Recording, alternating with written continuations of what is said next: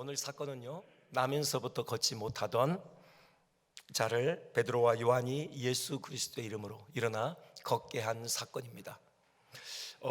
이 사람, 나면서부터 걷지 못하던 이 사람의 영혼을 보면은 얼마나 그 안이 황량하고 메말라 있을까라는 그런 생각을 해보게 됩니다.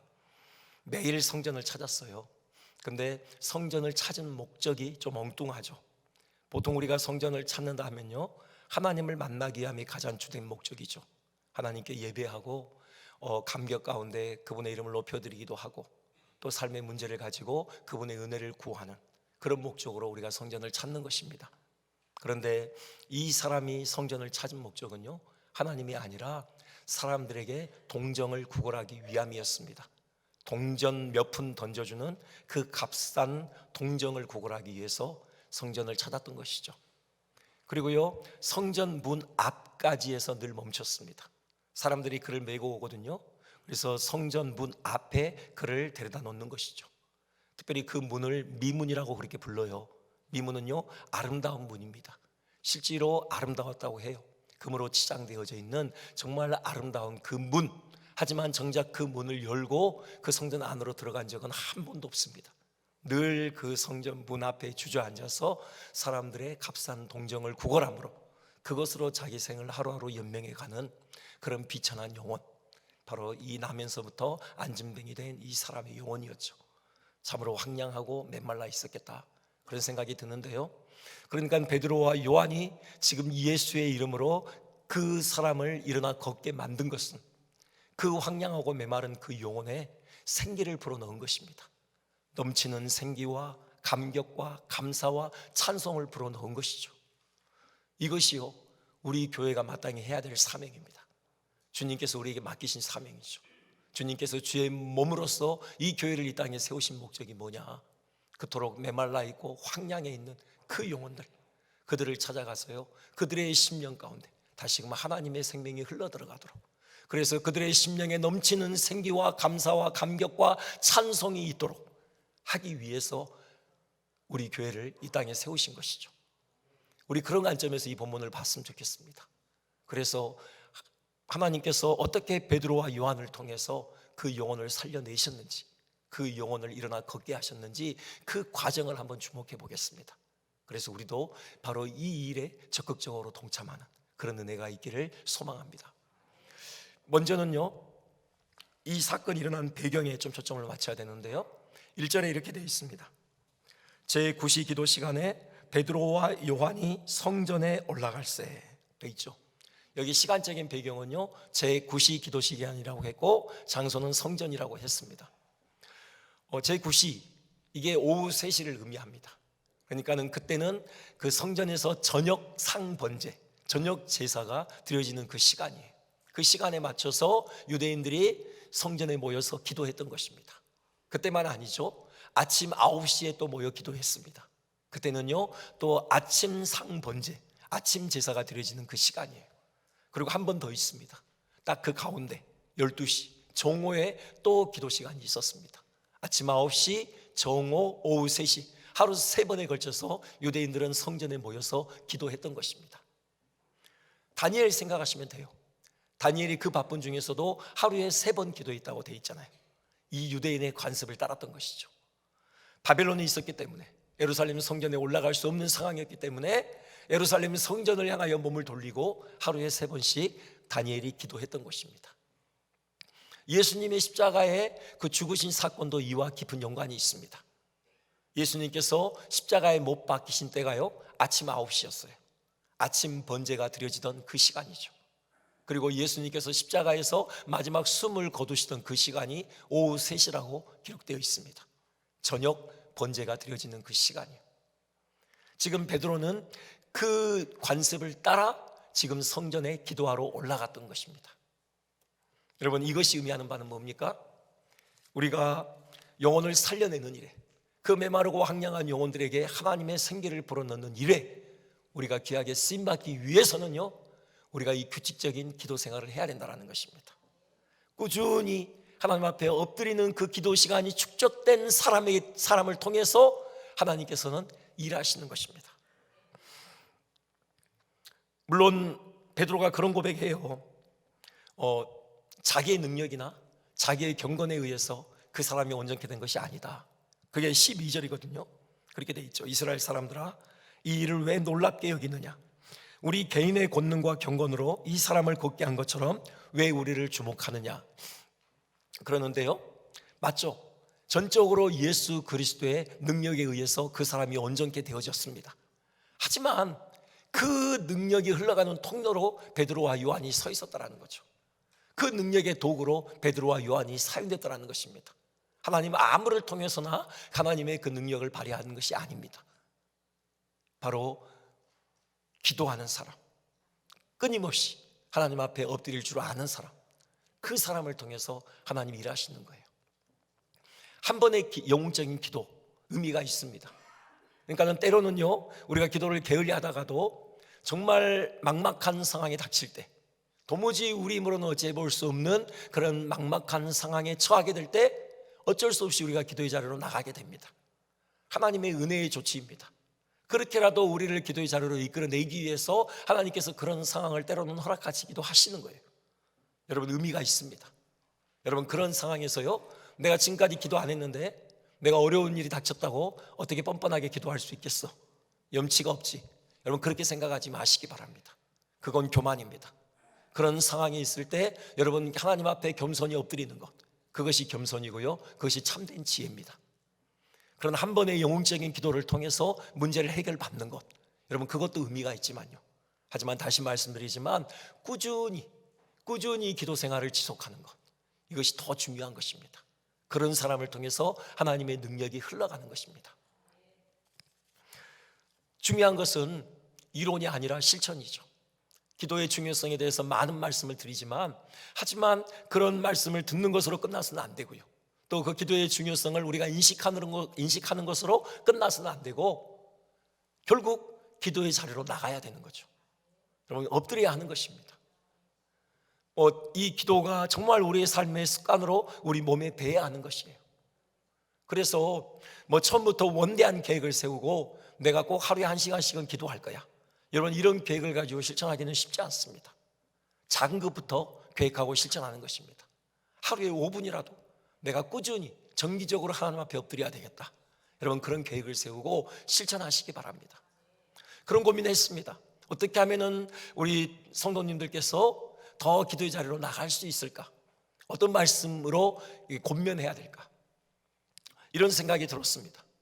여러분, 하나님께서 우리가 하나님 앞에 나아가서 하나님을 향하여 아빠, 아버지라고 부르는 그 부름만으로도 하나님은 우리를 기뻐하신다는 사실, 우리가 이 사실을 생각했으면 좋겠습니다.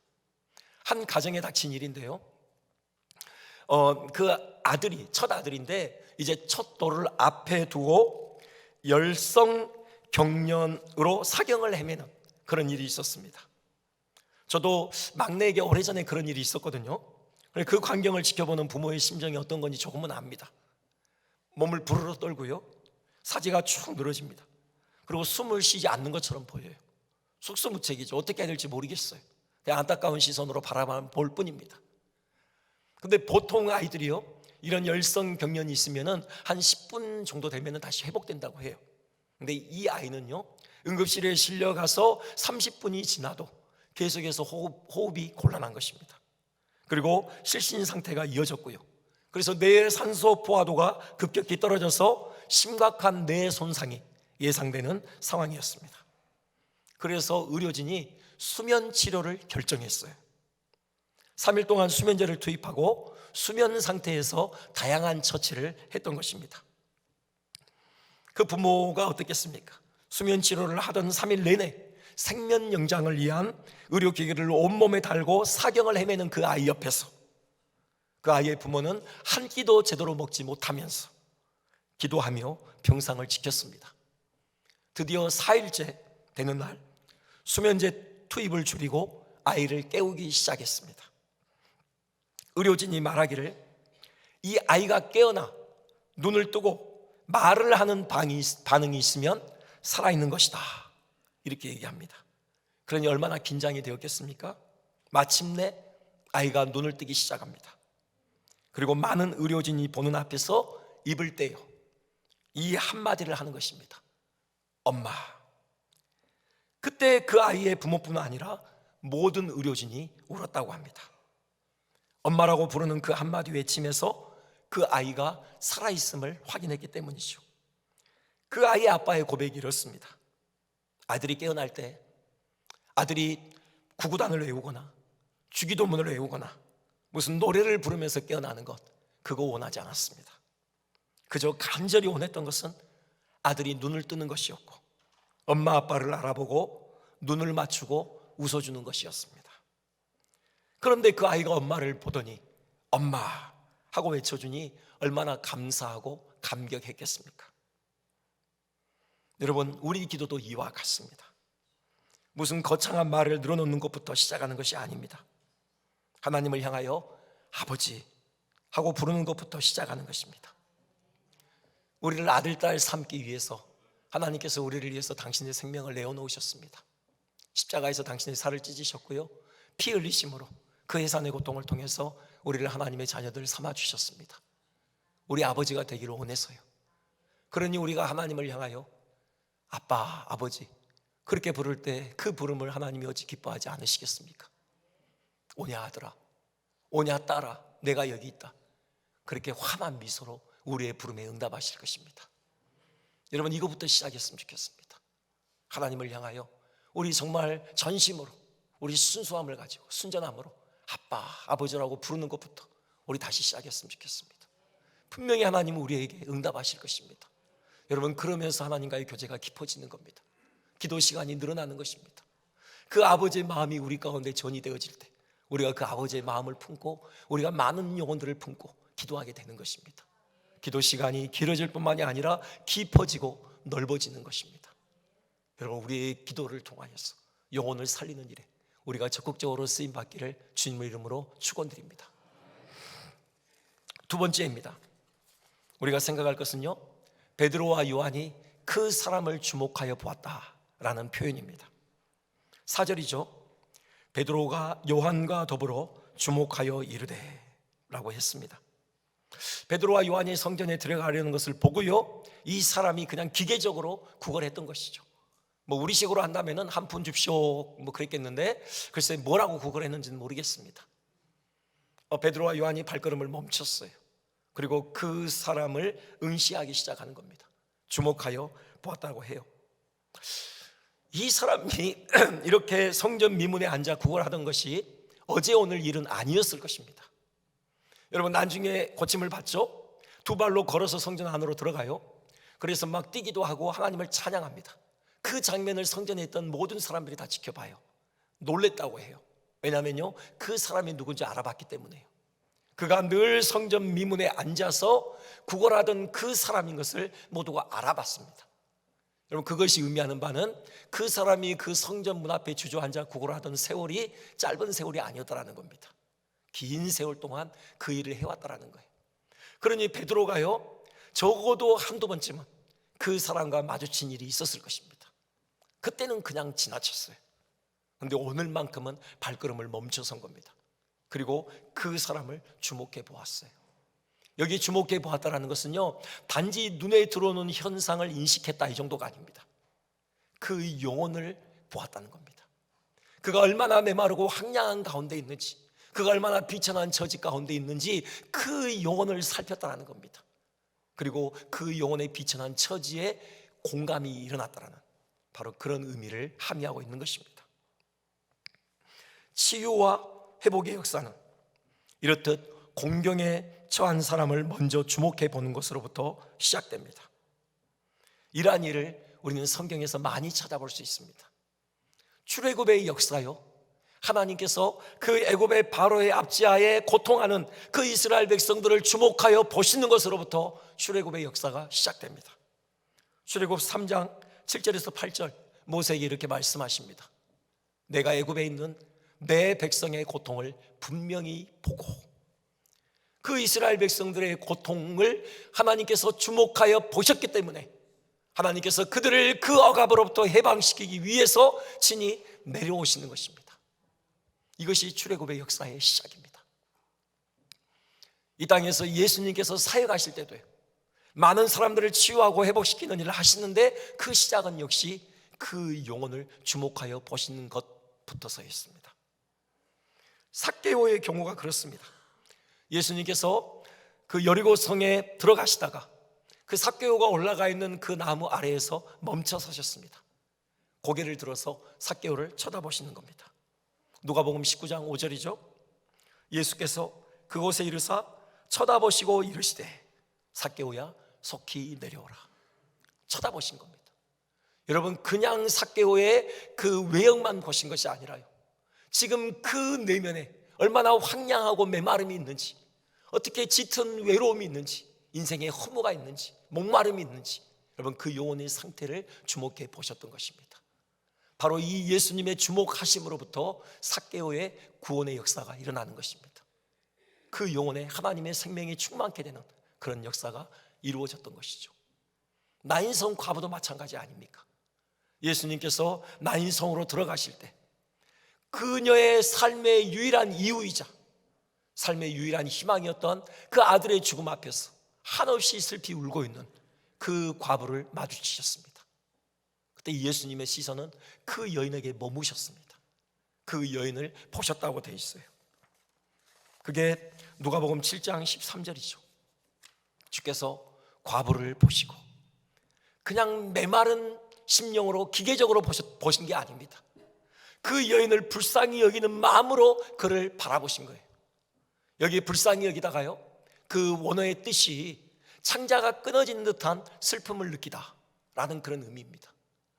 예수님께서 그 여인의 그 짙은 슬픔을 헤아리셨던 것입니다. 거기에 공감하셨어요. 창자가 끊어진 듯한 그런 슬픔으로 그 여인을 바라보셨던 것입니다. 이것으로부터 역사가 시작됐습니다. 결국 마침내 죽은 아들을 살리시고요, 이 여인은 그 사랑하는 아들을 죽음으로부터 돌려받아 다시 품 안에 안게 되는 그런 역사가 있게 된 것입니다. 하나님의 아들이 인간의 몸을 입고 이 땅에 오신 것은 어떻습니까? 그것도 이 안진뱅이처럼, 나면서부터 걷지 못했던 이 사람처럼, 우리가 나면서부터 죄와 사망의 세력에 붙들려서 옴짝달싹할 수 없는 그 영적 안진뱅이와 같은 우리의 비천한 처지를 주목하여 보셨기 때문입니다. 그 죄에 둘러싸여 신음하는 우리 영혼의 비천한 처지를 보시면서 긍휼히 여기셨기 때문에 거기서 우리를 구원하시기 위해서 그분이 하늘 보좌를 버리시고 친히 인간의 몸이 되어 우리 곁에 오신 것입니다. 주목하여 보심, 그것이 치유와 회복의 역사의 시작인 것입니다. 근데 생각해 보면요, 이렇듯 누군가를 주목해 보기 위해서는 먼저 가던 발걸음을 멈춰야 됩니다. 분주하게 뭔가를 하고 있던 그 움직임을 멈춰야 됩니다. 그래야지 주목해 볼 수 있는 거예요. 그래서 어떤 분은요, 사랑을 멈춤이라 그렇게 정의했습니다. 사랑은 멈춤이에요.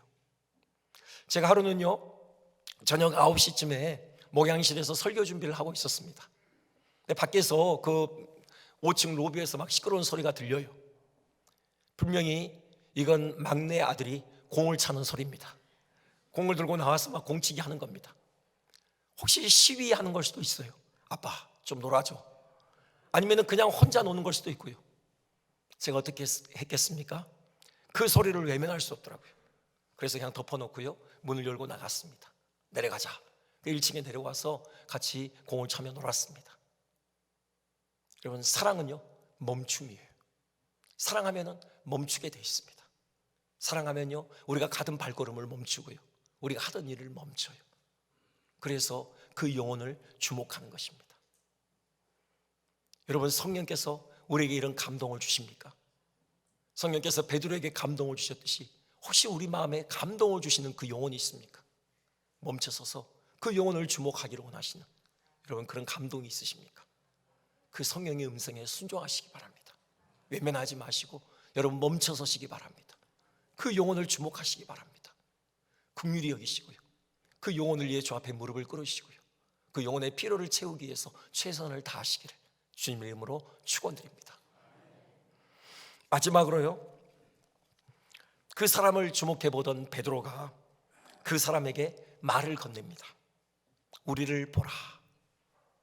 이 말에 이 사람은 무엇을 얻을까 잔뜩 기대하는 마음으로 베드로와 요한을 쳐다보았습니다. 처음 베드로와 요한이 성전에 들어갈 때 구걸할 때는 기계적이었죠. 그냥 별 기대 없이 혹시나 동전 몇 푼 던져주면 뭐 감사하고 아마 그런 마음으로 그냥 구걸을 했을 것입니다. 근데 우리를 보라, 바로 이 말에 의해서요, 이제 이 사람이 베드로와 요한을 볼 때는 특별한 기대감을 갖는 거죠. 뭔가 대단한 것을 얻을 수 있을까 하는 기대를 가지고 베드로를 쳐다보는 것입니다. 그때 됐던 베드로가 음과 금은 내게 없거니와 내게 있는 것으로 내게 주노니 나사렛 예수 그리스도 이름으로 일어나 걸어라, 이렇게 선포하는 것입니다. 그리고는요, 손을 내밀어서 그 사람의 오른손을 붙잡아 일으킵니다. 발과 발목에 힘이 들어가고요, 그 사람이 뛰어서 그 자리에 서는 것입니다. 그뿐입니까? 발걸음을 내딛기 시작하죠. 그 아름다운 하지만 그림의 떡이었던 그 성전 문을 열어젖히고요, 당당하게 두 발로 걸어서 성전 안으로 들어가는 것입니다. 뛰기도 해요. 그러면서 하나님을 찬송하는 것입니다. 여러분, 생각해 보면 이것은 대단한 일이에요. 그렇죠? 이 사람은 나면서부터 한 번도 걸어본 적이 없습니다. 그 세월이 40년입니다. 이 사람의 나이가 40세였어요. 우리가요, 어떤 일이 있어서 한 달만 걷지 않는다고 생각해 보세요. 뭐 침대에 누워 지내거나 휠체어에 의존해서 지낸다. 이제 한 달 후에 우리가 다시 걷기 시작한다고 해보십시오. 이미 다리에 근육이 다 빠져가지고 재활이 필요할 겁니다. 재활을 통해서 다리의 근력을 키운 다음에 걸어야지 안정되게 걸을 수 있을 거예요. 근데 이 사람은요, 한 번도 걸은 적이 없을 뿐더러 그 세월이 40년이에요. 그런데 그 순간 베드로가 나사렛 예수 그리스도 이름으로 일어나 걸으라 하면서 손을 잡아 일으키자 발과 발목에 힘이 들어갔고요, 점프해서 선 것입니다. 두 발로 걸어요. 게다가 뛰기까지 하는 것입니다. 엄청난 일 아닙니까? 이 일을 두고 우리에게 어떻게 적용할 수 있을까 고민을 많이 했습니다. 두 가지를 생각해야 될 것 같습니다. 하나는요, 역시 예수님의 이름에는 능력이 있습니다. 지금도 그 능력은 유효합니다. 지금도 예수의 이름에 능력이 있어서 이렇게 나면서부터 걷지 못하던 사람이 일어나는 그런 역사는 얼마든지 가능합니다. 우리 주님이요, 부활하실 때 하늘과 땅의 모든 권세가 내게 주어졌다라고 당당히 외치셨습니다. 지금 그 모든 권세를 가지고 천상 보좌에 앉아서 만물을 통치하고 계십니다. 빌립보서에 이런 말씀이 있습니다. 2장 10절에 우리 한번 같이 한번 봉독해 볼까요? 자, 시작.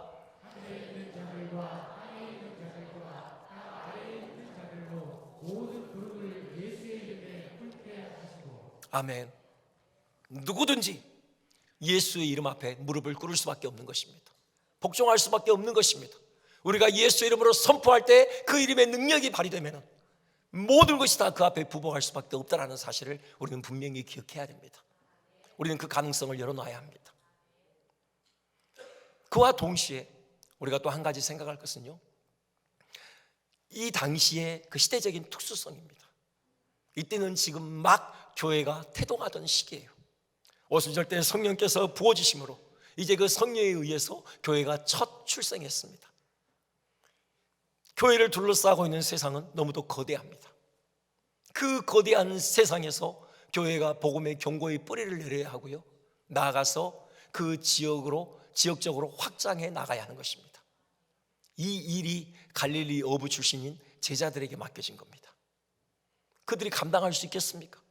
그래서 하나님께서 특별히 함께 하시는 것입니다. 이제 막 태동한 교회가 정말로 그 복음의 견고한 기초에 든든하게 뿌리를 내리도록, 그리고 지역으로 마음껏 확장되어져서 교회가 세계를 정복하는 그 일에 이 제자들이 귀하게 쓰임받도록 하기 위해서 성령께서 그들과 특별히 함께 하셨던 것입니다. 그들의 손으로 기사와 이적이 나타나도록 역사하셨던 것이에요. 그래서 그들이 증거하는 복음을 확증하시는 일을 하셨던 것입니다. 이 시대적인 특수성을 우리가 또 인정해야 합니다.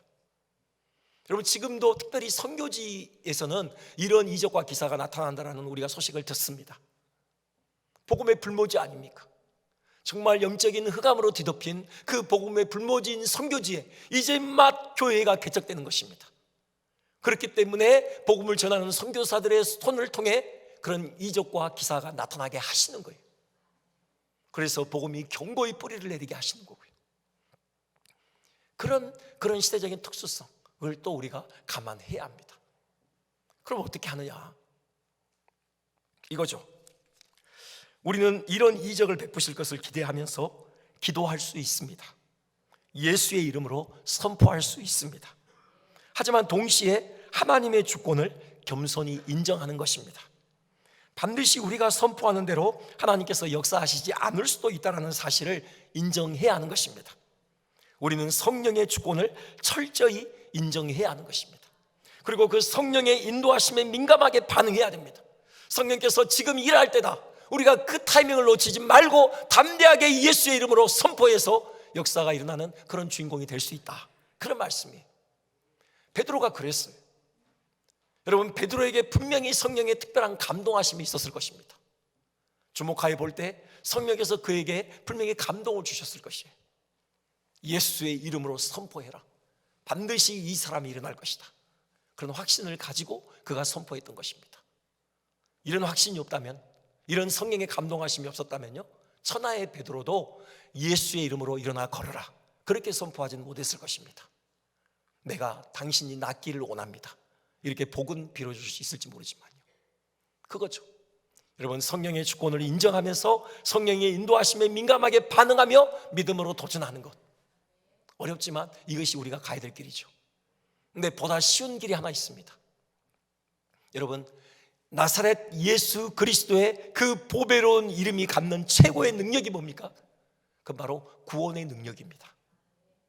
여러분, 이 구원의 능력은 언제든지 예수 그리스도의 이름에 의해서 흘러갈 수 있는 것입니다. 발휘될 수 있는 것입니다. 이것만큼은 우리가 확실히 믿을 수 있어요. 언제든 바로 예수 그리스도의 이름이 갖는 그 최고의 능력, 구원의 능력이 사람들 가운데 발휘되어져서 그 영혼이 주께로 돌아올 날은 반드시 있을 것이다, 우리가 이것만큼은 분명하게 확신할 수 있는 것입니다. 사실 베드로가 그 사람에게 안겨준 선물, 참 능력은요, 단지 그 육체를 온전케 하는 것이 아니었습니다. 여러분, 그렇게 온전해진 육체는요, 시간이 지나면 다시 쓰러지고 마는 것입니다.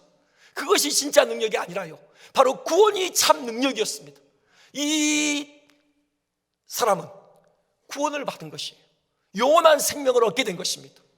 그 성전 미문을 열어젖히고 자기 발로 들어가서 감격 가운데 하나님을 찬양하는 바로 이 영원한 생명을 얻게 되어진 것이에요.